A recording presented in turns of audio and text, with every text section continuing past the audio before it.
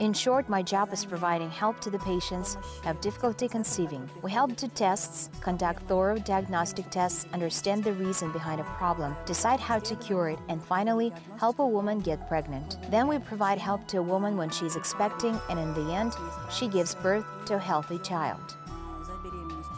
You realize that you're involved in this miracle because you were able to consider a lot of important things, give hope to these patients, help them believe in their dream, and finally, their dream come true.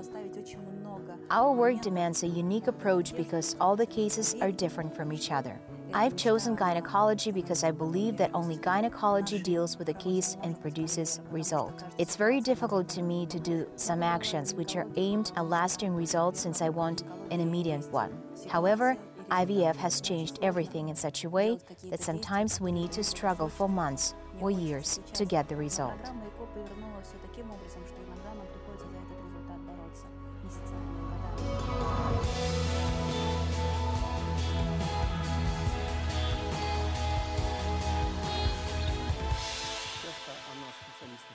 Often we, specialists in reproductive technologies or reproductive medicine, are thought to be ones who interfere in human nature and try to perform God's duty. However, I'm positive it's a wrong opinion. Perhaps God allows the progress of humanity and science as well. I always say that we do only what present-day science can achieve today. Probably I got interested in reproductive medicine because it's considered the highest level of obstetrics and gynecology nowadays. It involves the newest technologies, provides an opportunity to keep learning all the time and find new information.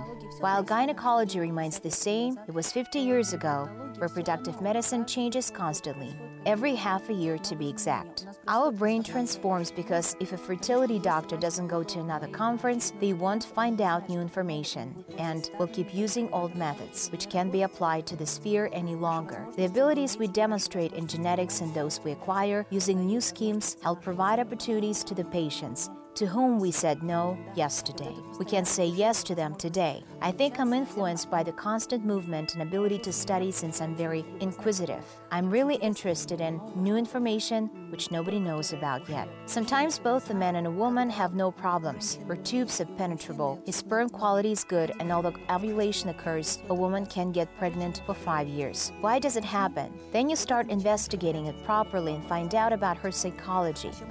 You ask her about her mother's pregnancy, what problems she had, and how it's been happening since her childhood.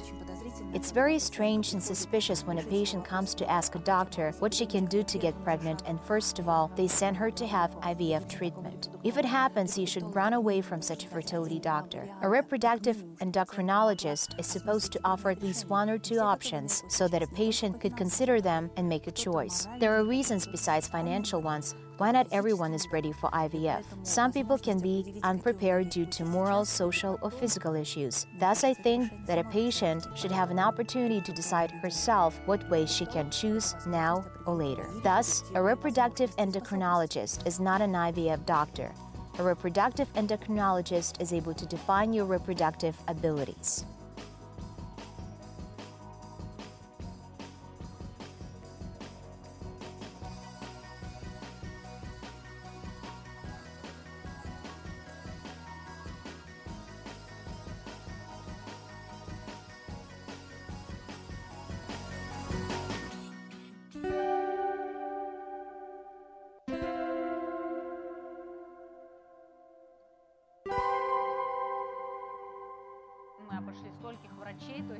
We visited so many doctors in Almaty that I didn't want to go to any others. I said, that's all, I'm going to rely on this doctor. I know that this doctor has helped other women to become mothers. Thus, I either rely on her or nobody else. At the 7th attempt, we managed to have our child. I've stopped keeping statistics, but roughly speaking, since I've been helping married couples to solve infertility problems for 20 years, I think there can be over 5,000 children. You know, it isn't just my work, but the work of my colleagues and my team, so I can't attribute these children only to myself. They belong to the whole team. They're not only my children, they're ours. Doctors have a postulate which prohibits them from crossing the line and making friends with their patients. I break this rule after we finish work and the patients achieve results and give birth. I have a lot of friends among my patients. You're overwhelmed with deep emotion when you see the result of your work, your creation. You did it.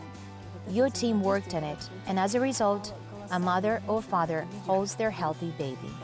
Yes, there's certainly a relation between us.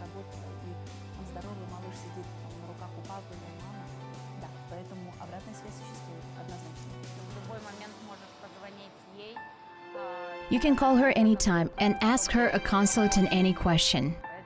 Sometimes I'm surprised how devoted she is to this work. She really has a God-given talent as a doctor.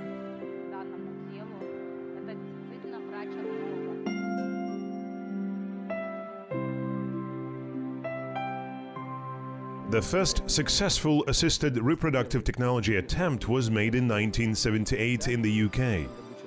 This year, humanity celebrates the 40th anniversary of the first test to baby's birth. It was Louise Brown, and she was born on July the 25th. We can say that great progress has been achieved since then. Reproductive medicine can help people who became infertile due to some illness or have marriage problems, which prevent them from having children. Reproductive medicine can solve these problems now. I want to tell you what surprised me a lot recently. We think that it's very difficult for a woman to get pregnant using her own cells after she turns 45, so we give her a little chance. A year ago, a 47-year-old patient visited us. It was impossible for her to get pregnant naturally. When she turned 47, she came to us and said she wanted to have another baby. We understood that it was quite difficult to get pregnant and carry a baby having 4 C-section scars. Natural conception was impossible due to tubal ligation, and her only option was IVF. However, who could agree to transfer an embryo to a woman having 4 C-section scars?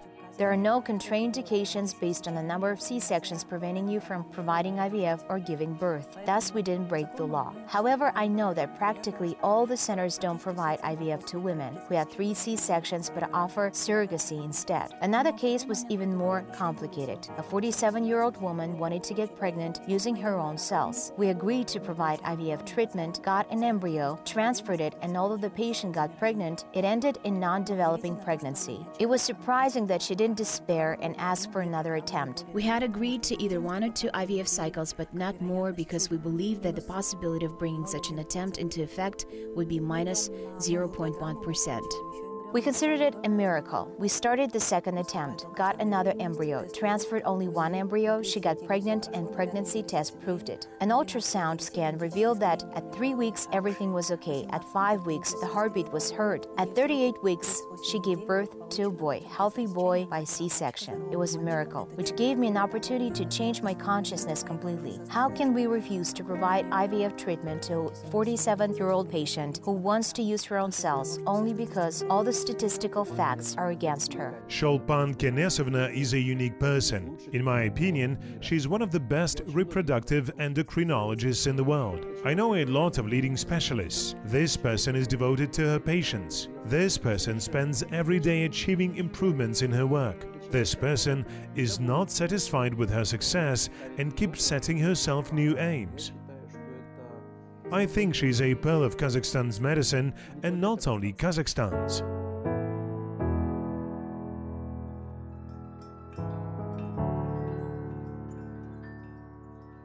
It's frightening when you think you do your work correctly but keep failing to achieve results. You start thinking, what else can you offer? Maybe ask, would you like to go to another clinic, probably the best clinic in the world? Then you realize that there are no world's best clinics because patients came to you from Israel after having 11 IVF cycles in the best clinics. Patients from St. Petersburg and Moscow came to you too. You understand that such a clinic doesn't exist. You remain with this patient and have to try to achieve a success with her.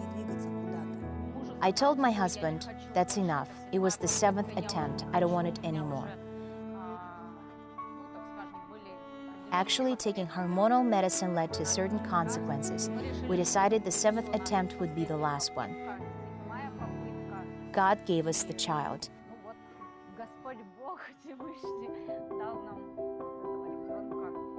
Of course, it's my happiness. I am crying.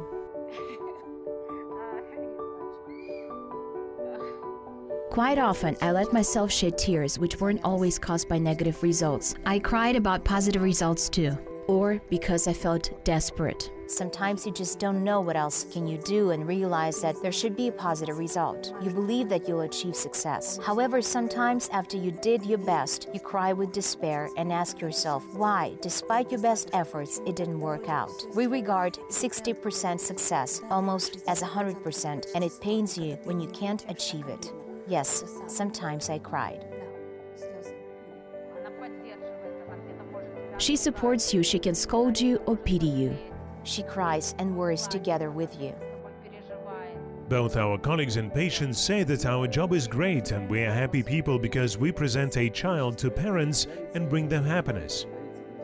Of course, you can't argue with them, but I keep reminding my colleagues that on average, world's assisted reproductive technology success rate fluctuates between 30 and 45 to 50%.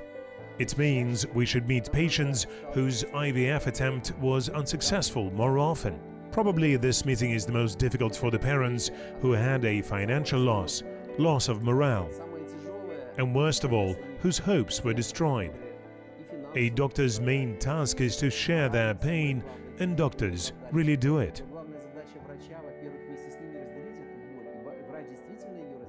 People say that I'm quite a strict doctor. Probably they mean that we immediately start talking at a conscious level. For example, some patients visit me and say, I don't want to lose my figure, so I need a surrogate mother's help. After that, I start convincing her that it's totally wrong and say, how can you, a healthy woman, make such a decision? I don't want to play these games. You'll have to find another doctor because I need sound reasons. It's insane. In my opinion, it's insane. Of course, if a patient can give you convincing reasons, you approve of her decision, support her, and then work with her. However, there are more patients who come because they want IVF procedure, but their husband is against it because his friends find this procedure unnatural and say that embryos will be confused.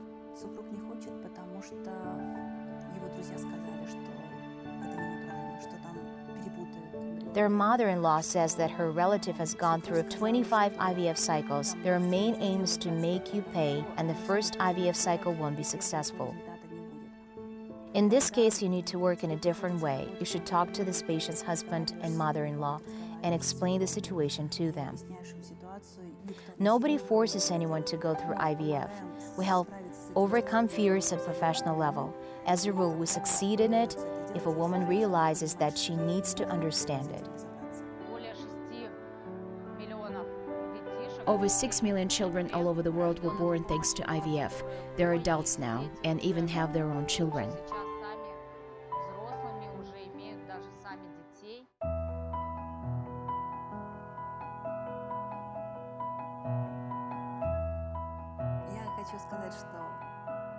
I want to say that since I work in the sphere, I got interested in psychology, which helped me be a better mother. I started appreciating it a lot 5 or 6 years ago, so I've done it for a long time. I'm deeply thankful that I got this experience thanks to my patients. Since I'm experienced in psychology, I think I can say that I'm a successful mother. I have 2 wonderful children. If I had an opportunity to have more children, I think I'd enjoy having more children and being a good mother to them. Although it was quite difficult to raise these children, I believe that if a woman wants to be a mother, she will be. If she wants to be a good mother, she will be too. There is a difference between a mother and a good mother.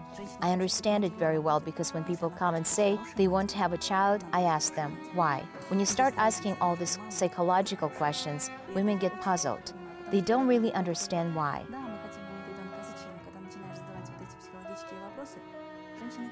Of course, they want one for their husband to stay with them and for their parents to tell them that she has been married for 3 years and now has a child. However, she hasn't become a real mother yet. Probably, she'll be a real mother when she gives birth and devote herself to the child. A real mother is always with her children, and she doesn't hurry to work 40 days after her child was born. It's great to have a job which is here. It's great to have children who are here. They must be equal without any imbalance. Now I'm very happy that I managed to balance them.